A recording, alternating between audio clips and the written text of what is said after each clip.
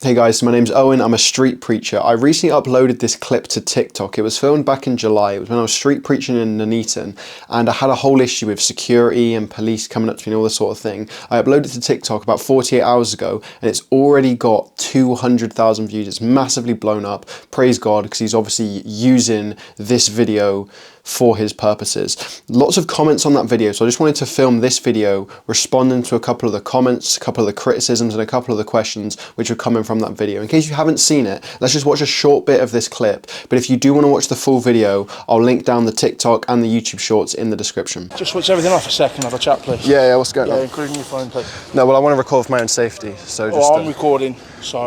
Yeah, well I just like to record for my own safety. Okay. Yeah. Right, well we've been receiving complaints. Right, and we spoke to the council. Yeah. And basically been told you're not allowed to be here doing this. I don't think they put a rule out there where they can't do this stuff, so... Okay, not a problem. I'll make a phone call as well. When your friend gets back, I just want to clarify what's going on, but then I think I'm going to continue because there's nothing that no one's actually showed me why this is doing wrong. Yeah, so basically you can watch the full clip in the description if you want, but the premise of it was I was preaching in Nuneaton. It was actually my first time preaching there. And then town security come up to me, super aggressive, telling me to turn off my camera, telling me they've been receiving complaints from the council, telling me I can't preach there. This was actually my first time dealing with police and security, and eventually the security, they just weren't doing anything. So I was like, guys, I'm going to keep preaching because I don't think what you're saying is true. I'm happy to talk to the police because they probably know what they're talking about. Then eventually the police came over and the police guy was like, yeah mate, you can preach, you can do whatever you want. So the police actually worked really well. They did their job. They let me preach in this scenario. It was this guy from security. He was coming up all aggressive, no idea what he was doing. But that's essentially the premise of what's going on. So let's jump into it now. Let's jump into responding to some of the comments. So the first one, hi, I'm a Christian and sending love to you and to all. However, I think that you're a little in the wrong actually. Jesus got his message over, but he did not use an amplifier. Blasting over and above the normal noise level to make your point is not really fair to others. Couple of things to say to that. First one, I want to go just straight to the scripture. What does it say in Isaiah 58 verse 1? It says, cry aloud, spare not, lift up thy voice like a trumpet, and show my people their transgression and the house of Jacob their sins. It's what the Bible's saying. It's saying cry aloud. It's saying lift up your voice. So guess what? We're in 2025. We can use amplification. So yes, I'm going to lift up my voice. Now we can always use that argument. Well, Jesus never used an amplifier, so you shouldn't either. Well, yeah, Jesus never had a mobile phone. Jesus never had a car. So I'm guessing you shouldn't use a car. You shouldn't use a mobile phone. No, it's ridiculous logic. So the Bible tells me to cry aloud to tell people, because if you're a real Christian, you understand how important this is. You understand hell is real, you understand sin is real, and you understand that everyone is on this path to destruction. Wide is the path to destruction and many are on it. And that's why it's so important for us to go and proclaim the gospel. Mark 16:15, what is our order? To go and preach the gospel to every creature. It's our command. We need to go and do it even if people don't like it. Right, comment from Stuart is, happened to Ollie, he's been banned from a few city centres, never to any other religions. Yep, I saw Ollie get banned from, where was it? I think it was Guildford or something that he was doing it. It's absolutely ridiculous what's going on, but we just got to keep going. In fact, Ollie was probably the biggest inspiration for me getting into preaching, because I wanted to do preaching for a while, but I kind of got too scared of doing it.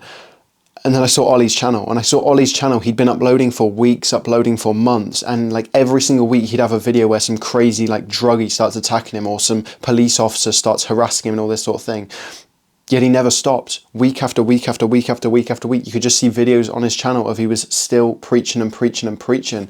And that really encouraged me. So I'm really thankful and grateful to Ollie and how God is using Ollie, because it not only inspired me, but I'm sure it's inspired a lot of other street preachers around the UK. But that's why on YouTube, I post my full videos, full-length videos of me preaching. Hopefully someone could get saved from them, like an atheist watch the video and get saved. That'd be pretty cool. But that's not the number one purpose why I post them. The number one reason I post them is to encourage and inspire other evangelists, other street preachers, because they might see me, even if they don't watch them, if they can see me over the course of like 4 months uploading 2 of those videos a week, even though I'm getting harassed by police, even though I'm getting harassed by security, if I can show them that I'm never stopping, I'm going to keep going, then hopefully it can encourage other people too. So Ollie's been a great encouragement for me there. Is that a security man? What's it got to do with him? Yeah, that's the thing you have to understand when you get into preaching. You want to kind of look into the rules and the laws around it. And I'm going to go through a few misconceptions in this video because a lot of people in the comments don't actually know what they're talking about. But yeah, Wendy's absolutely right here. Security can't actually do anything. If they wanted to move you on, they don't actually have any powers to do that. They'd have to get the police to come and move you on. So security themselves, they can't do anything. I think what you're doing is amazing. I've seen you before and you aren't harassing anyone, just sharing the word of our Lord and Savior Jesus Christ. We need more of you. You got this. God is protecting you. God bless you, Dessa. Thank you for that. I appreciate that. Yeah, a lot of people think, oh, this is forcing your religion upon people. I'm not forcing my religion upon anybody, right? All I'm here to do when I go out preaching is just to proclaim a message. I'm just to share a message, to educate people on the message, because this gospel message about Jesus Christ, it's not preached in schools. Right? I was brought up an atheist. I never heard this message until I was 17 years old. Where did I hear it from? I heard it from a Canadian YouTuber. Do you know how ridiculous that is? We live in the UK. I never heard it in school. You're not going to hear it on television. I only heard it from a Canadian YouTuber, and that's why it's so important for me to go out onto these UK streets. Yes, we need to send missionaries to Pakistan. Yes, we need to go and send missionaries to like the Amazon rainforest and stuff, right? But we also need to do it in the UK. Let's not underestimate that, because the UK, your primary school is not teaching you the gospel. Your secondary school is not teaching you the gospel. Right? They'll teach you every other religion and everything else in the curriculum. They're not teaching you the gospel. So that's so important. Well, we need to go out and proclaim the word of the Lord. I'm not here to force anyone on anything, right? They can, if they like, once you've heard my message when I'm preaching, you can choose what to do with that. That's completely up to you, right? But I'm just here to tell you that message. Yeah, the councils and police are two-tier, and security have no authority or control on public streets to ask you to go. Yep, security have nothing. And yeah, police and councils, you can bet that if, now you don't often get this, and this is where we can fall into a bit of a misconception. People say they only arrest Christian street preachers, they only get Christian street preachers to move on. Well, really it is only Christians that do preaching. Like, you don't get Jehovah's Witnesses who preach, you don't get Hindus who preach, you don't get Sikhs who preach. You occasionally get some Muslims who preach, but not very often. It is mainly Christians that preach. But yeah, I take the point that a lot of the time you have to ask the question, well, if it wasn't a Christian, would they have come up and done that? I don't know. Probably not, right? I'm an atheist, but I simply walk past and get on with my day.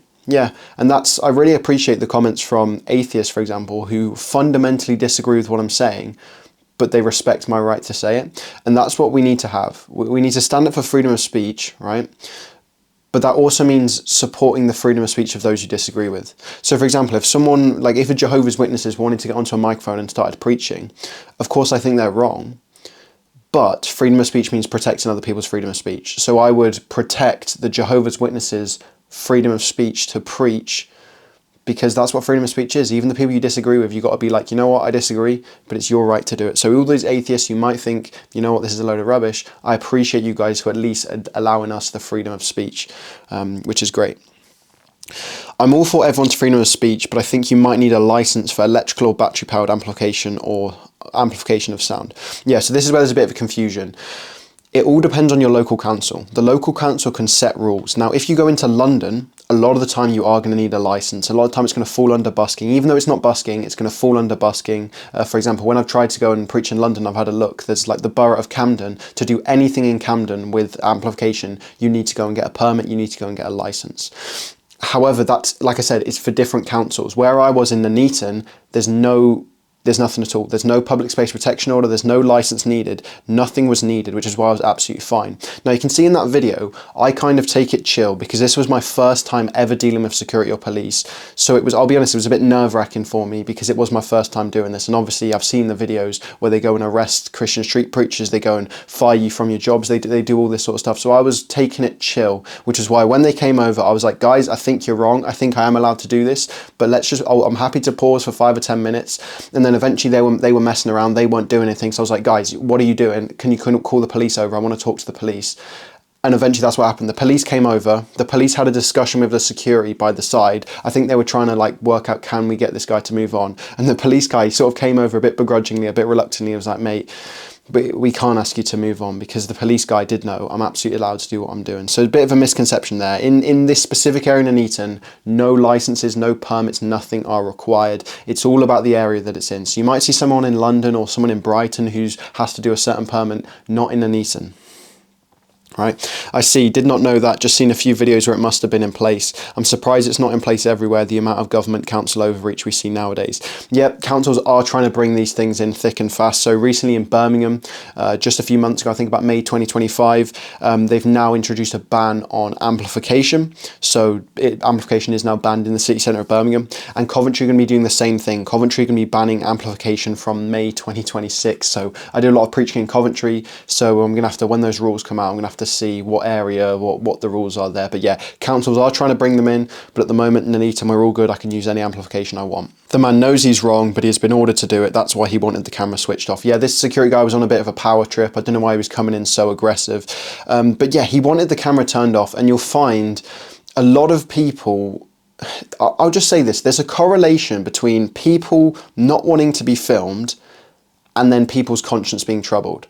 Like, it's very interesting how this guy wanted his camera turned off. Like, maybe he knew what he was doing was wrong. But also, for example, you go to a lot of these pro-Palestine protests, everyone has their face covered. Or you go to like a climate change march, everyone has their COVID mask on. You go to an Antifa march, everyone has what are you doing with a COVID mask on? No one's got COVID, right? They're all covering their faces, and we have to ask, why are you covering your faces? Is it almost because you're ashamed of what you're doing? Is it almost because your conscience makes you feel like you're in the wrong? So I don't know, it's just interesting when people are sort of going against their conscience, they're doing something a bit strange, whether it's a pro-Palestine protest, whether it's some random stop the far right protest, any of this stuff, they all seem to not want to be recorded. Very strange. Never, whatever you do, turn off your own recording. They might claim they're recording also, but they could be lying. The footage could mysteriously disappear or become corrupted or edited. Yeah, I'm not stopping recording whatsoever. This one here, he can't ask for your phone to be switched off. Yeah, no one has any powers to do that, to tell me not to switch off my phone. So I don't know what he's talking about there. You're out in public and have the right to do it, and you can't have an expectation of privacy when out in public. Yeah, a lot of people, especially these pro-Palestine marches or just going around, that someone will be getting filmed and they'll say, hang on a second, you haven't got your permission, you have to ask for permission, I don't give you permission to record me.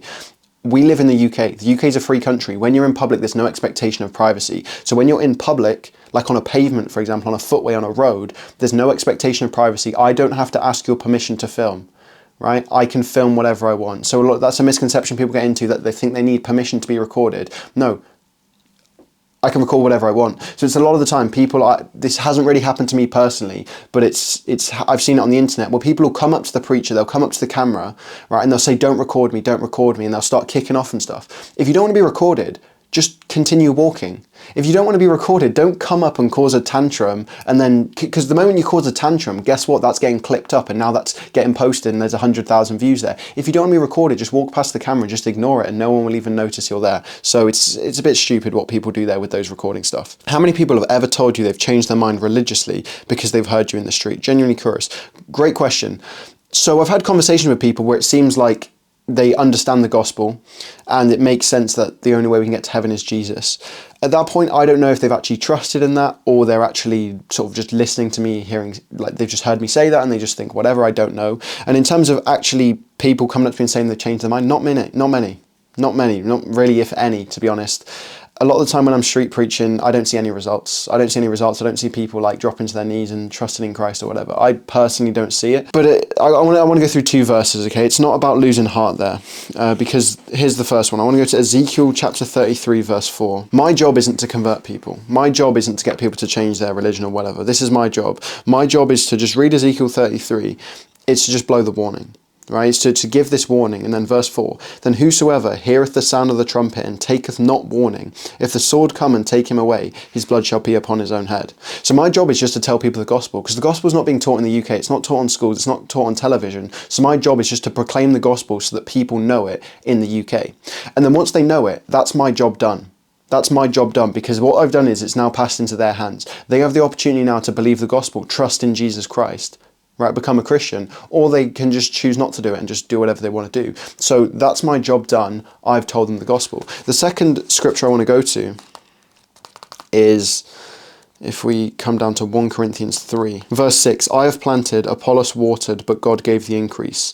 So then neither is he that planteth anything, neither he that watereth, but God that giveth the increase. So we've got different roles in evangelism. What I'm doing out there on the streets is I'm planting the seed. I'm planting the seed. This might be the first time people hear the gospel. Then the next stage is going to be watering. That's where people hear it and they're like, hang on a second, is this true? They then go and do more research. So the people who might do the watering, that might be some big YouTube channel, right, like needgod.net or something. Or it might be the local church, when they hear the gospel from me, I plant the seed, they hear the gospel, then the local church waters it because they go visit their local church, they go and ask the pastor, they go and start having these conversations. And then ultimately it's God that has the increase, it's God that gives that increase. So to answer that question, no, I haven't really seen many people change their mind, become a Christian, but that doesn't dishearten me, because I know that's not what my metric of success is. My metric of success is not output, how many people get saved, because people could be getting saved left, right and centre, but it's nothing to do with me. They might see a video, they might be watching a video from like Mexico, they see my video and they get saved. I'm never going to know they got saved, okay? Maybe I'll find out in heaven, but I know that I'm not going to find out a lot of those times. I'm just here. For me, a good day is, have I gone out? Have I spread the gospel? Have more people heard the gospel? Because if they've heard it, it means that I've done my thing. Ezekiel 33:4. I've delivered my soul. They have the warning. It's now on their head whether they choose to trust in it or not. I'm not religious, but I'm sure if the young man was preaching any other religion, I don't think the security guards would have an issue. Yeah, it's very two-tier. If it was other religions, they would probably be too scared, because if they go to other religions, you're going to get called a word that ends in phobia, or you're going to get called racist or whatever. But if you go up to a Christian and try and stop that, it's no problem whatsoever. So yeah, I take the point, that's probably true. Evil is most definitely on the rise. Keep preaching. What political party runs the council? Yes, this is where a few people got confused. In the video, the security guy said, we've been having complaints from the council, right? And it's because where I'm preaching, there's a council office, literally just a 30-second walk. And I started preaching around lunchtime. So my hypothesis is that some council workers had been walking around the town during their lunch hour to get lunch. They'd seen me preaching. They'd got mad. They'd reported me to security, and security had tried to move me on. Bit of confusion because people are thinking this is a reform council. It's not. So the council building that's next to me is the Nuneaton and Bedworth District Council, or it might be the Borough Council. I think it's the District Council. Nuneaton and Bedworth District Council. That's like a local council. That is Labour. So it was allegedly Labour councillors. So this is all based on what the security guy said. He was the one saying the council were making complaints. Allegedly, these were complaints coming from a Labour council, which doesn't really surprise anyone, does it? Where people got reform from is because the overall Warwickshire County Council is reform. The overall Warwickshire County Council, which is like the big council that does a way bigger area, that is the one that's being run by Reform, but their offices are not in Nuneaton. Their offices are in Warwick. So guys, it wasn't Reform who were trying to get rid of me. It was allegedly the Labour Council who was trying to get rid of me, and that doesn't really surprise anyone, does it? Love the word, we've received a complaint. And when you ask who's made the complaint, it's amazing how they just say somebody has made a complaint and can never produce said person who's made a complaint. It's laziness at best. Yeah, that's what they say. I've had police come to me, and maybe I'll do a separate video responding to comments on that video, where it's just general complaints, and it's like, okay, well, what have I said? Well, we don't know. Right? It's like when someone accuses someone of being racist. They're like, oh, Charlie Kirk is so racist. And it's like, well, name one thing he's ever said that's racist, right? And 95% of the time, they can't produce anything, because it's just something they've heard on the mainstream media, or it's just something they've heard on TikTok. They've just heard, oh, Charlie Kirk is racist. Okay, name one thing he said that's racist. You don't have a single thing. Now, of course, maybe if you've done your research, we can then have a debate on whether what he actually said is right. But 95% of the time, when someone makes a claim, when someone makes a complaint, when someone calls someone a buzzword like a racist or a misogynist or this, it's like, okay, name one thing they actually said. Right, I was having this conversation with, it was actually on a TikTok live, where the discussion was, can Christians become sinless? And I was in the comments saying, no, you can't do it. And this guy was like, what are you talking about? There's so many verses in the New Testament that show a Christian can become sinless. And I'm like, okay, name me one. And they were like, no, I can't name one, there's so many. And I'm like, no, it's fine, name me one. He couldn't do it. Because guess what? There aren't verses in the New Testament that show we're going to become sinless. We're not going to become sinless. We have our flesh, right? You see Paul in Romans 7, oh wretched man that I am, who will deliver me from this body of death? We're not going to become sinless. So that's just a couple of examples for you there. People are always making claims, right? And this is something for you to try. A billion people will make claims. Okay, ask just for one. Because a lot of the time they don't have it. Right? They don't even have one. Okay, this is what is this? This is a police image. All religion aside for a second, police need to do their jobs. Police need to do their jobs, which is protecting society, protecting people, protecting from crime, protecting from freedom of speech, right? For some reason in this country, I don't understand it, we're having stabbings every single week now. Police, do your job. I don't get it. Right, and like the day after these stabbings, I'm in a train station quite often, the day after these stabbings, at the train station next day, they have about 20 police officers standing around. The day after, they're all gone again. So that's all that happens. We have a terrorist attack in this country, someone gets stabbed, and you send 20 police officers to a station for one day, right? And then you all disappear again. You all disappear again. Where are you going? I don't know. Maybe arresting street preachers. Maybe arresting people who posted on Twitter, right? And these police officers, you guys can be forgiven, right? You can be forgiven. But you do have to realise what you're doing is wrong here. What you're doing is wrong, because it's going against God. How do you think God looks at it when you go and arrest a Christian street preacher, or you go and try and shut down a Christian street preacher? And you know what? Forget all the preaching stuff. You as a police officer, you've lied before, you've stolen things, you've looked at people with lust. You're a sinner like me. We're both sinners.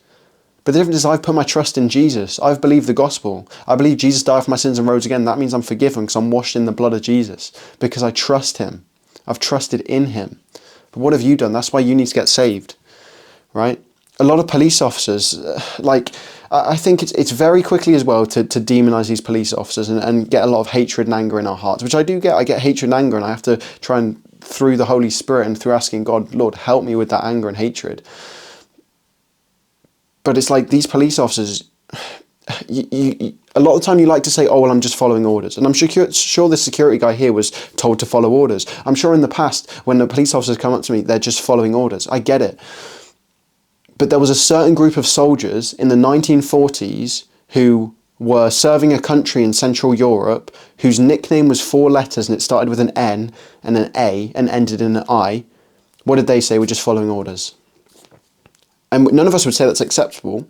None of us would say, oh, they were just following orders, it's not their fault. No, we would say, you know what, have some integrity. Have some integrity and say, you know what, no, I'm not going to do it. You lose your job, you lose your job.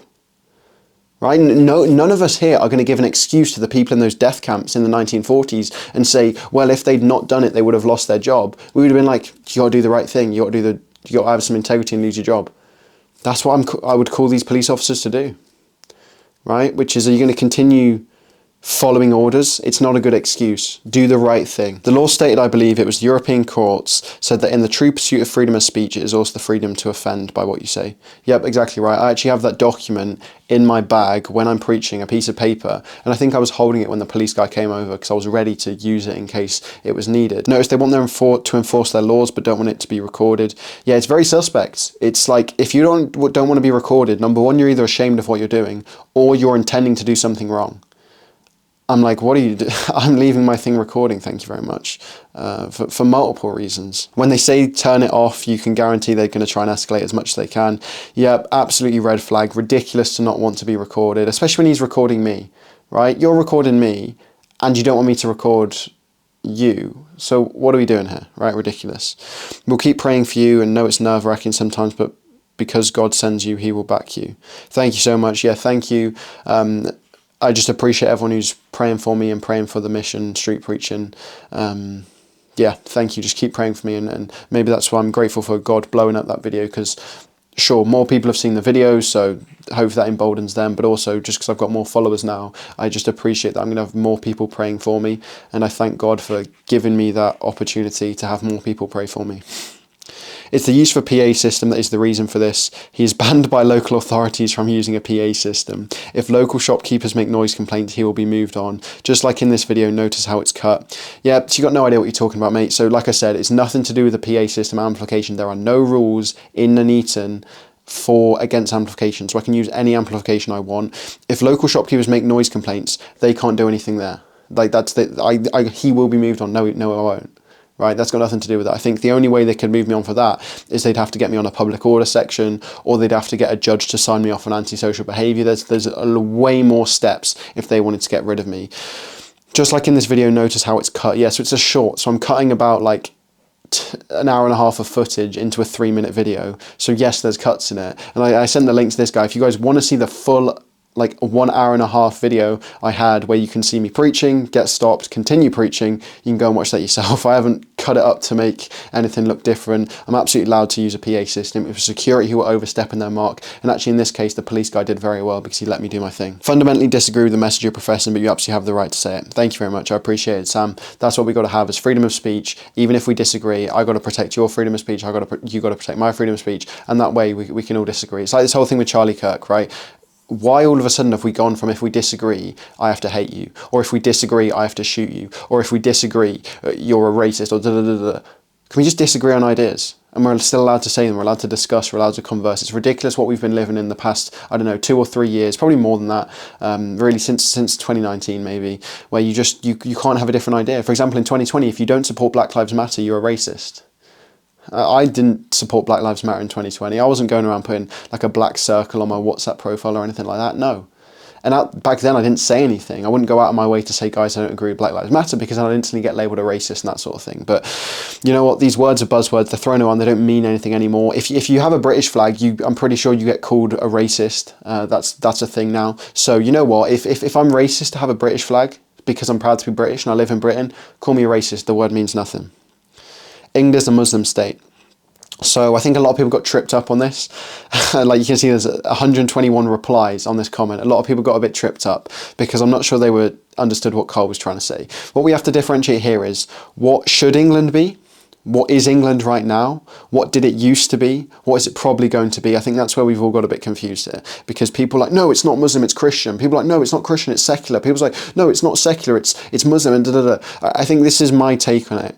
England has been a Christian country. We're founded on Judeo-Christian values, right? We would have had, like, you take the 1600s, we have King James and all this stuff. We have this whole thing with Protestantism and Catholicism. Our history is steeped in Christianity.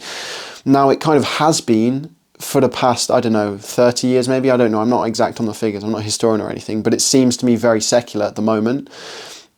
Based on the fact that I went through the whole of the schooling system and never heard the gospel once, to me that's a secular country. And now, yes, I would say it's becoming a Muslim state. Now, that's very different to me saying what it should be. So I think Carl is just saying it's a fact. England is a Muslim state, which is probably true at this point. He's not saying it should be, I don't think. And that's where people got tripped up in the comments. I think England should be... This is where I'm not exactly sure on church and church-state separation. Is it called church and state separation? Church and state separation. But it shouldn't be a Muslim state. We should have Judeo-Christian values. And yeah, I think it should be a Christian country, but we still need to have a church and state separation. So I'm not 100% sure where I am on that. It's still something I'm formulating. But yeah, everyone got tripped up and they were bickering over that. I don't think it's that deep. I think everyone realises that now, essentially, Islam's being taught loads in schools. I knew more about Islam than I did about Christianity. Who's the protesters and the preachers? Who's the preachers getting arrested? The preachers getting arrested are the Christians. So we know what's going on here. Yeah, I think there's nothing more to say there. The phrase "for my own safety" is so boring now. This religious chap has such an attitude. His engagement farming for social media is sickening. Yeah, so nice keyboard warrior over here. For my own safety is so boring, is it? Because someone can accuse me of being racist or homophobic. They can accuse me of a hate crime and then I can get arrested for that. And if I don't have a recording of that, there's nothing I can say. If I don't have a recording, he can accuse me of punching him.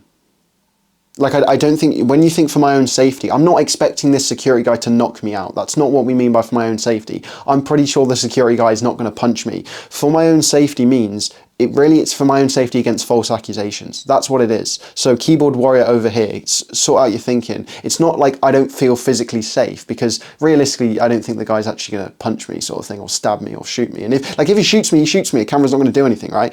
For my own safety, what that means is for my own safety from false accusations, right? The Bible literally says in the end times there are going to be false accusers, right? And that's what always happens. The police will get rung up, oh, this person's been hateful and has been doing all this stuff and homophobic and racist. No, I haven't. I just said Jesus is the only way to heaven. I just quoted the Bible. Yeah, Jesus is the way, the truth, and the life. No one can get to the Father except through him. So, yeah, it's ridiculous. He has such an attitude. Yeah, standing up for myself. That's what we live in a society where if you stand up for yourself, if you believe in something, you're arrogant or you're prideful, because we have a society that promotes people to be little, like, cuckboys really, and simps, and just change for everyone and be a yes man to everybody and just change your personality every 5 seconds to appease every single person so every person likes you. So okay, fair enough, mate, I have an attitude because I stand on business, I stand in what I believe, and I wasn't going to be bullied by a bunch of security guards. And his engagement farming for social media is sickening. Well, thank you for commenting, because by commenting, you just increased the algorithm. You boosted the algorithm, so my video got viewed by more people. So thank you, mate. I got more likes because you commented that. God bless you. Oh, Dale Bridgewater, this is amazing. Hi, I'm one of the local Warwickshire County Council. I came over to you and prayed for you a few Saturdays ago, and I promise right now that this will not happen again in Warwickshire County. I'll keep you updated. Yeah, so like I said, the town council who were complaining, that's a Labour council. The overall county council, who were nothing to do with this, that's Reform. And yeah, I appreciate that from Reform, from Warwickshire County Council, saying they're going to try and be protecting this stuff and allow preaching to happen. I really appreciate that. Yeah, it's the Labour district council that are the problem. Because even a few weeks ago, someone else from the council came up to me and she she wanted me to move on. She was like, oh, we get lots of religious people all the time. We've already got Mormons here today. We don't want too many people because people are going to they'll get overwhelmed. And I'm like, I don't care if you've had Mormons here. What kind of excuse is that? Coming up to me in the UK, I'm a Christian street preacher, and saying, oh, we've already had Mormons here today. We don't want any more religious people. Mate, I couldn't care less if you had Mormon people here today. I'm commanded to come out here and preach the gospel, so I'm going to come out here and preach the gospel. Guess what as well? She wanted me to step away from my camera. So I'm obviously in the recording bit of my camera, so that, like, again, I want it to show me. Because if anyone gives me a false accusation, oh, you assaulted somebody, I need to have on camera to show me not assaulting someone. And she initially was staying out of range of the camera, and she was beckoning me. She was telling me, come here, come out of the camera. No, I'm not going to do that, because I need to, for my own safety, so I don't get accused of anything, I'm staying within my camera as much as possible so I can prove my innocence if you false accuse anything. And I'm sure, again, she was probably ashamed of stepping within the camera's lens or whatever. Eventually she did, because maybe she knew she was in the wrong. I don't know, but yeah, the point is I kept preaching, because it doesn't matter what, like, I literally asked her, well, is what I'm doing illegal? And she's like, no. And I'm like, well, I'm going to keep going then. And she's like, no, we'd really like you to move on. And I just told her, if you want to bring the police, I'm more than happy to talk to the police. And she was like, no, because she knows what I'm doing is fine. Just for her own convenience, for the council's own convenience, they want me to move on because it's inconvenient for the gospel to be heard. But no, I'm going to keep preaching. Thank you, Dale. I appreciate that comment a lot. Okay, free speech is not free of consequence. So that is correct.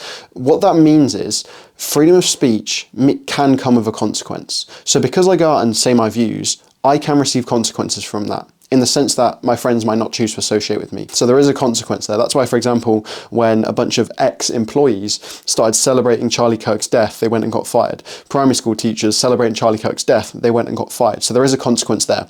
But freedom of speech means there's no consequence from the government.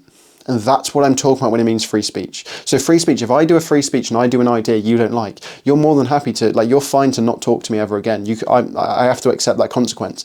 But freedom of speech means there's no consequence from the government. Freedom of speech means there's no council, there's no police, there's no government coming after me for the ideas I say when I disagree with them. So I take the point, yes, but that's not really what we're talking about here. Free speech means no consequence from the government. In the meantime, there's real crime happening. What a joke this country has become. Like I said earlier, there's just stabbings on trains and stuff.